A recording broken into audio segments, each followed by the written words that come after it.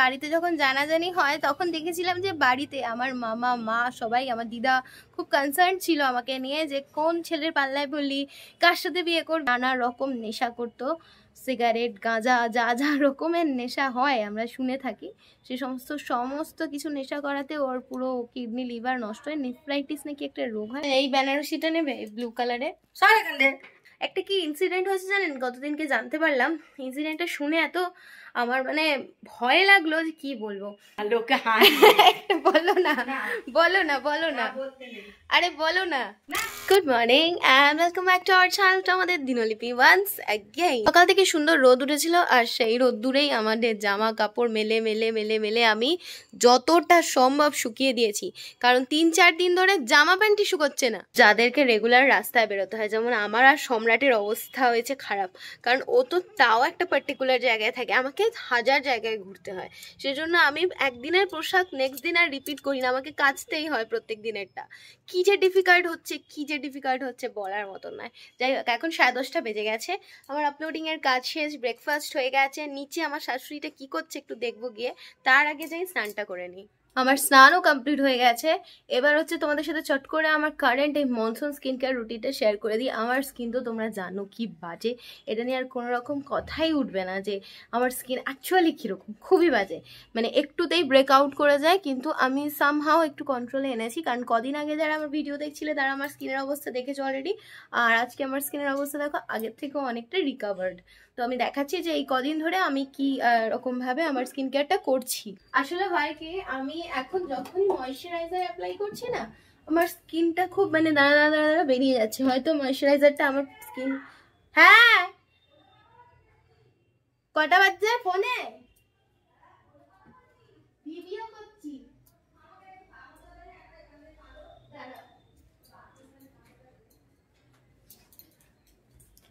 1 minute দাঁড়ান, আমার শাশুড়ি মা পা মোছা যাইছে, আমি দিয়ে আসছি। এটা অ্যাবজর্ব হয়ে গেছে, এবার অ্যাপ্লাই করবো কেয়ার শেটের এই টোনারটা। এটা হচ্ছে যেহেতু হাইড্রেটিং আর একটু থিক টোনার, যেটা ময়শ্চারাইজারের মতন কাজ করে, যেটা হাতে ময়শ্চারাইজারের মতনই নিতে হয়, খুবই থিক। আমি জানি না বোঝাতে পারছি কিনা। এইটাকে এভাবে এভাবে মাখতে হয়, কারণ এটা স্প্রে করলে খুব মেসি হয়ে যায় চারদিকটা, তাই জন্য এটাকে আমি এভাবেই মাখতে বেশি প্রেফার করি। এটা মাখার সঙ্গে সঙ্গে একটু টিংলিং এফেক্ট হয়, কিন্তু তারপর আবার ঠিক হয়ে যায়। চলো হয়ে গেছে।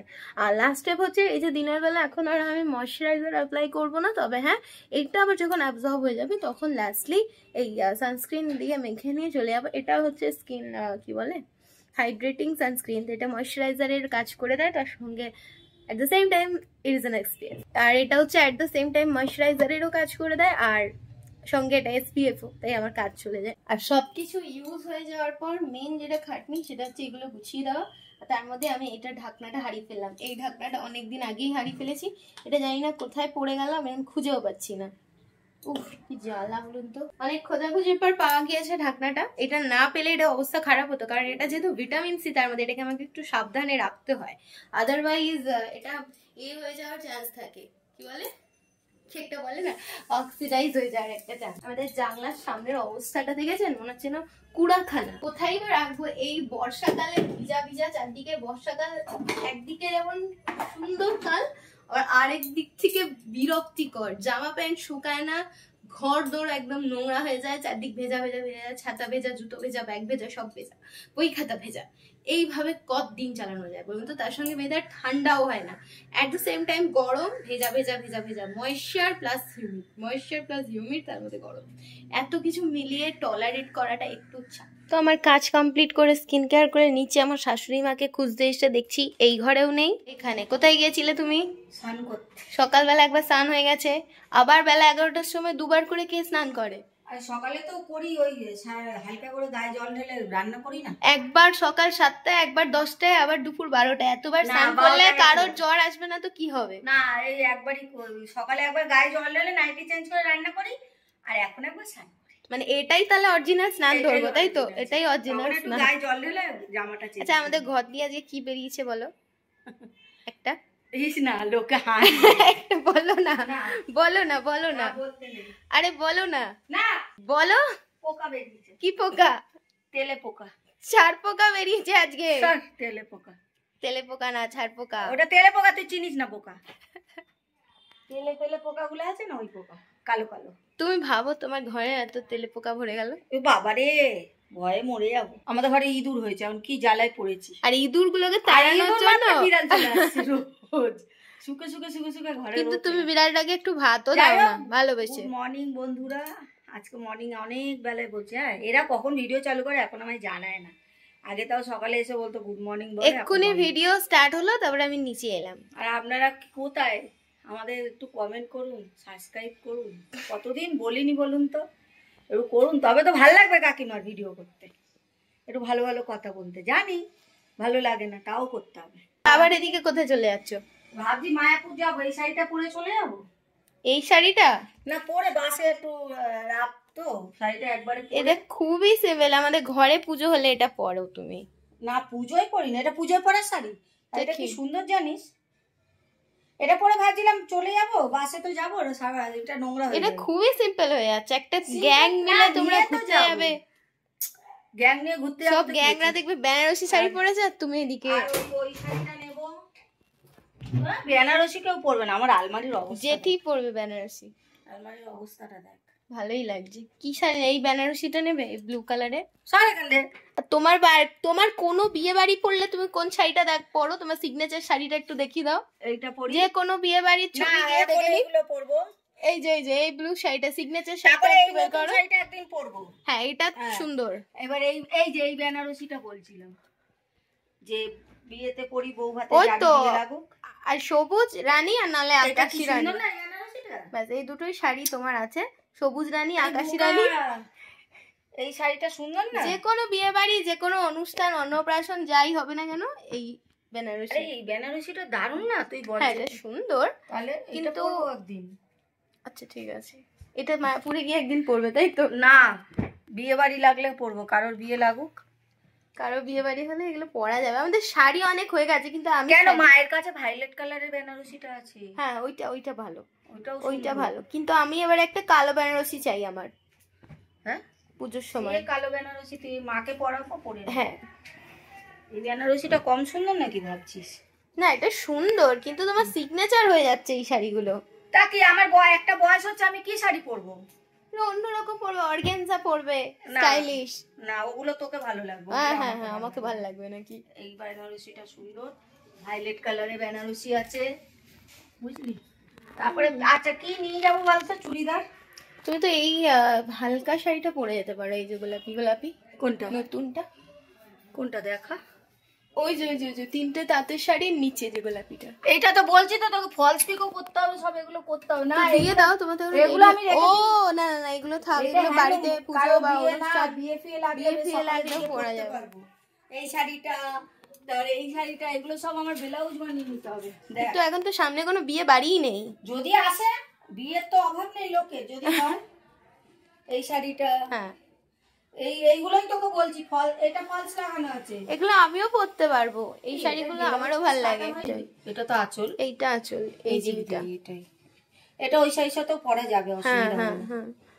তাহলে এই ব্লাউজ একটা বানিয়ে নেবো। হ্যাঁ, আর এরা তোর কাছেও কটা শাড়ি আছে, আমায় যেতে হবে, এগুলো একদিন বসে বের করতে হবে, বের করে করতে হবে, কারণ পুজো, কালী পুজো, কার্তিক পুজো, প্রচুর জিনিসপত্র আছে। আর এই তিনটে শাড়ি আছে, এটা তো তোদের বাড়ি দিয়ে আমাকে দিয়েছিল, যে কোল আঁচলে। হ্যাঁ, এটা কোল আঁচলে দিয়েছিল। কোল আঁচল? কোল ছাড়ানো? কোল ছাড়ানো, কোল আঁচল বলছি, কোল ছাড়ানো। এই শাড়িটা দিয়েছিল। এটাও ব্লু কালার ব্লাউজ হোক, সবুজ হোক, ব্লুটাই বেশি মানাবে। এটা ব্লাউজ কিনতে হবে। প্রচুর শাড়ি আছে, প্রচুর। ঢাকাই লাট, বুঝলি? তোর কাছে দুটো ঢাকাই আছে আমার। তোমার দুটো ঢাকাই, তোমার একটা বেনারসিও আছে আমার কাছে, অরেঞ্জ আছে একটা। হুম, আর এরকম ঢাকাই একটা আছে নাকি, কি জানি, দেখতে হবে। এরকম একটা আছে মনে হয়, লাল লাল লাল ঢাকা। আমার একটা আমি একটা এনেছি, ওটা হচ্ছে ক্রিম আর লালের মধ্যে। ওটা তুমিও পরতে পারবে, ওটা আমার খুব পছন্দের একটা সুন্দর শাড়ি। ওটা তুমি ইয়ে করে নেবে, আমি লাল ব্লাউজ দিয়ে পরতে পারবো। পাঠিয়েছিলাম, ওটা নিয়ে চলে এলি তো? ওটা না, একটা আমি নিয়ে এসেছি লাল আর ঘিয়া রঙের একটা তাঁতের শাড়ি, দেখবে গেলে বুঝতে পারবে। হ্যাঁ, ওই শাড়িগুলো সব ব্লাউজ কিনে রাখতে হবে, যদিও ব্লাউজ ফ্লাউজ আছে কিছু কিছু, দেখে নিয়ে কোনটা কোয়ার সাথে যাবে। এগুলো আর এখন যায় না, এগুলো পুরনো হয়ে গেছে এই ব্লাউজ গুলো। পুরোনো হয়ে গেছে, একবার দুবার পরেছি, পুরোনো আলি আমার। এগুলো 2001-এর ব্লাউজ। এই যে এই ব্লাউজটা কার সাথে, এইগুলো 2001 সালের ব্লাউজ। এটা কার সাথে যায় দেখতে হবে। আমি যে বছর জন্মালাম সেই বছর লোকে হ্যাঁ, এই ব্লাউজ গুলো এটা পরতো। 2001-এর ব্লাউজ, মার খাবে। এইটা কার সাথে যায় দেখতে হবে, এই ব্লাউজটা। এটা তো তোমার সিগনেচার ব্লাউজ, এই শাড়িটার সাথেই যাবে। কোনটার সাথে? এই যে বেনারসি। না না, এটার সাথে এটা কিনিনি, বোকা। কেন নি, কিন্তু যাবে। এই ঢাকাইটার সাথে যাবে না, হারগিস যাবেন। ঢাকায় সাথে কেউ এত গর্জিয়াস ব্লাউজ পরে? ঢাকার সাথেই তো পরবো। ঢাকার সাথে সুতির রুবিয়া ব্লাউজ পরতে হয়। তো নিচ থেকে গল্প টল্প করে চলে এলাম একদম আজকে ফ্রেশ মাইন্ড। সবে 11টা বাজে, হাতে এখন 1 ঘন্টা। যেদিন হাতে টাইম থাকে না, কি ভাল লাগে। আজকে একটা মেয়ে ছিল, ওর ক্লাস ছিল, ও আমার বোনের মতো হয়, ক্লাস 11-এ পড়ে। ও বললো দিদি একটু বুধবার পড়িয়ে দেবে। আমি বললাম ঠিক আছে, বুধবার পড়ে না, অসুবিধা নেই, আমি ফাঁকাই আছি। এখন সকালবেলার দিকটা আমি ফাঁকা থাকি। একটা কি ইনসিডেন্ট হয়েছে জানেন, গতদিনকে জানতে পারলাম। ইনসিডেন্টটা শুনে এত আমার মানে ভয় লাগলো যে কি বলবো। আমার যখন বিয়ের কথা হচ্ছিল না, তখন হচ্ছে গিয়ে বিয়ের আগে থেকে সম্রাটের সাথে আমরা অনেক আগে থেকেই আলাপ।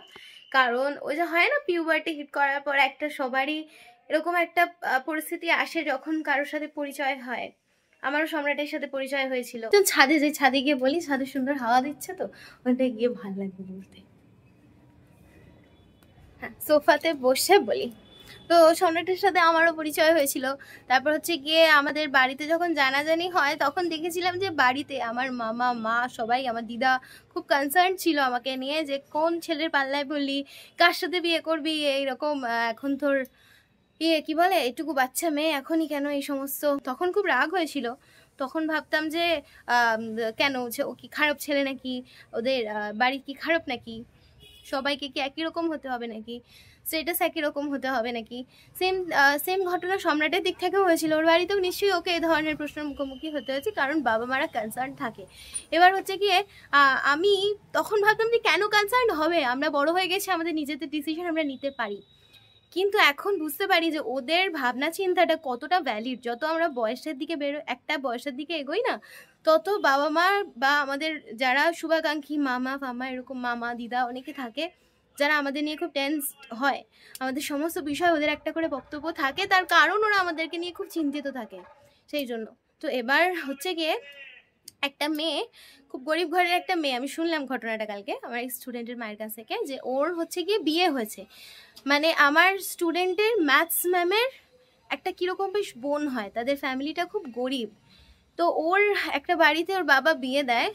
তো সেই বর, মানে মেয়েটিকে নাকি অপূর্ব সুন্দর দেখতে, যার বিয়ে দেওয়ার কথা হচ্ছে, সেই জন্য ওকে কোনো রকম কিছু ছাড়াই, মানে বাবার কোনো সম্পত্তি না দেখেই ওকে বিয়ে করে নিয়েছে। ও এতটাই সুন্দর দেখতে, যেন অগ্নিশিখা এরকম সুন্দর দেখতে। তো ওকে ওই হয় না অনেকে যে সুন্দর দেখতে হলে কিছু না দিলেও বিয়ে হয়ে যায়, অ্যারেঞ্জ ম্যারেজেই হয়ে যায়, এটা এখনও আছে এই সমস্ত জিনিসগুলো। তো যাই হোক, ওর হচ্ছে কি একটা ছেলের সাথে বিয়ে ঠিক হয়। তো ছেলেটা বিয়ের কিছু মাস পর মারা যায়। তো তখন মেয়েটা খাবে কি, পড়বে কি, কিচ্ছু ভেবে পাচ্ছে না। ভেবে না পেয়ে ওর বাবাকে ফোন করে, জানায় যে বাবা এরকম আমার এখানে অবস্থা খুব খারাপ, আমি কোনোভাবে দিন কাটাচ্ছি আর কি। তো কারণ ও কিচ্ছু রেখে যায়নি। আর হচ্ছে গিয়ে তখন ওর বাবা, মানে অনেক দূরে মেয়েটির বিয়ে হয়েছিল, তো ওর বাবা আবার ওকে আনতে যায় শ্বশুর বাড়ি থেকে। তো শ্বশুর বাড়ি গিয়ে জানতে পারে যে ও যে শাশুড়ি ফাশুড়ি ছিল, ওরা নাকি কোথাও অন্য কোথাও চলে গিয়েছে। ওকে বলেছে আমরা কিছুদিন পর আসবো, কিন্তু তারপর আর তারা কোনো ফোন টোন রিসিভ করছে না, কোনো রকম যোগাযোগ রাখছে না। তো মেয়েটি বাধ্য হয়ে বাবাকে ফোন করে। ওর বাবা গিয়ে তারপর ওকে বলে যে ঠিক আছে, তুই তাহলে আমার সাথে এখন 2 দিন আমাদের বাড়িতে থাকবি। তো মেয়েটিকে বাবাটা নিয়ে চলে যায় বাপের বাড়ি। এবার বাপের বাড়ি গিয়ে বাবাটা ওকে বলে যে কিছু রেখে যায়নি হ্যান ত্যান। তাহলে ওরা, মানে ছেলেটা বিয়ের আগে ওর বাবাকে বলেছিল যে ওদের নাকি কার একটা বাড়িতে অংশ আছে, মানে কিছুটা ভাগিদার সে। কারণ সেটা হচ্ছে গিয়ে ওর, মানে ও যে বর, তার দিদির জামাইবাবুর বাড়ির নাকি কি একটা অংশ পাও না। তো এটা এমনিতেই সম্পর্কটা খুব জটিল, মানে ছেলেটার জামাইবাবুর বাড়িতে নাকি ওদের ওই ছেলেটা নাকি এটা ভাগ আছে। এটা কখনো হয়? এটা শুনতেই কেমন ইমপ্র্যাকটিক্যাল লাগছে। তো পরে ওকে আরো জিজ্ঞাসাবাদ করাতে ছেলেটি বিয়ের আগে বলেছিল যে ওর জামাইবাবু নাকি একবার খুব ধার দেনা হয়ে গিয়েছিল, তখন ওই বাড়ির একটা অংশ নাকি ওর কাছে বিক্রি করে দিয়েছে। যাই হোক, তো পরবর্তীতে ওর বাবা যখন ওই অংশ ভাগ চাইতে যায়, যে আমার মেয়ে ওখানে থাকতে পারছে না অত দূরে, তো তোমাদের এখানে ওর যে ভাগটা আছে ওকে সেটা দিয়ে দাও, ওকে বিক্রি করে দিয়ে এটা বা এই পোর্শনটার কিছু ব্যবস্থা করে দিয়ে আমি ওকে একটা ফ্ল্যাট কিনে দিই, আর বাকি টাকা ও ব্যাংকে রেখে ওর মতো চলবে। তো তখন সেই দিদি আর দিদির ছেলেরা মিলে ঝামেলা অশান্তি করে বলে যে এখানে ওর কোনো অংশ নেই, শুধুমাত্র হচ্ছে গিয়ে আর যে দিদি যে মানে নিজেরও ভাই নয়, সে অনেক দূর সম্পর্কের ভাই, যেই দিদির সাথে কথা বলা হয়েছে। তো সেই দিদি মানে দুঃসম্পর্কের সেই দিদি বরটার বলছে যে না এখানে তোর কোনো ভাগ নেই। আর অনেক জিজ্ঞাসাবাদ করার পর, অনেক চাপাচুপি করার পর সেই দিদি বলে ফেলে যে ওরা অ্যাকচুয়ালি মিথ্যে কথায় সায় দিয়ে রাজি হয়েছিল, কারণ ওই ছেলেটির কিচ্ছু কানাকড়ি নেই বলে বিয়ে দেবে না কোনো মেয়ে বাবা, এরকম অবস্থা দেখে সেই জন্য সে মিথ্যে কথা বলে ওদেরকে প্রভোগ করে যে তুমি মেয়ের বাবাকে বলো যে এই বাড়ির একটা অংশ আমাদের আছে, সেইটা দেখিয়ে ছেলেটি মেয়েটিকে বিয়ে করে। আলটিমেটলি ছেলেটার কিচ্ছু নেই, এবং ছেলেটা হচ্ছে গিয়ে বিয়ের 3 মাসের মাথায় নেফ্রাইটিস নাকি একটা রোগ আছে, ওটা হয়ে মারা যায়, কারণ মদ খেত, যার নানা রকম নেশা করত, সিগারেট গাঁজা যা যা রকমের নেশা হয় আমরা শুনে থাকি, সে সমস্ত কিছু নেশা করাতে ওর পুরো কিডনি লিভার নষ্ট হয়ে নেফ্রাইটিস নাকি একটা রোগ হয়, ওটা হয়ে মারা গিয়েছে।